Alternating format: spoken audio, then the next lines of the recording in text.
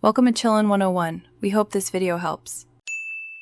You start by collecting parts that let modern streaming speak to an old TV, get an HDMI streaming stick, and an active HDMI right arrow RCA converter.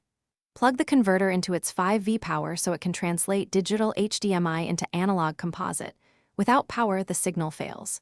Make sure your phone or laptop and the stick share the same Wi-Fi network. Once done, position the stick near the TV so cables reach, and keep the TV on its composite input while you move to the next step. You now assemble and configure. Plug the streaming stick into the HDMI side of the powered converter, then attach RCA cables from converter to TV, yellow to video, red and white to audio, then switch the TV to composite input. Use the stick's mobile app to complete Wi-Fi setup and sign into YouTube.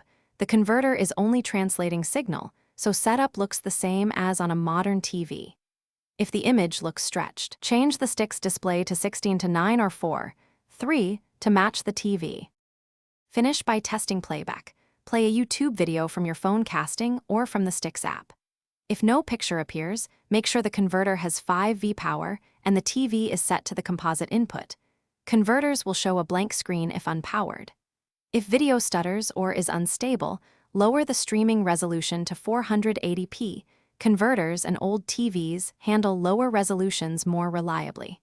And if audio is missing, double-check the red/white RCA connections and the TV's volume and input audio settings. Thanks for watching. Consider subscribing if we helped you.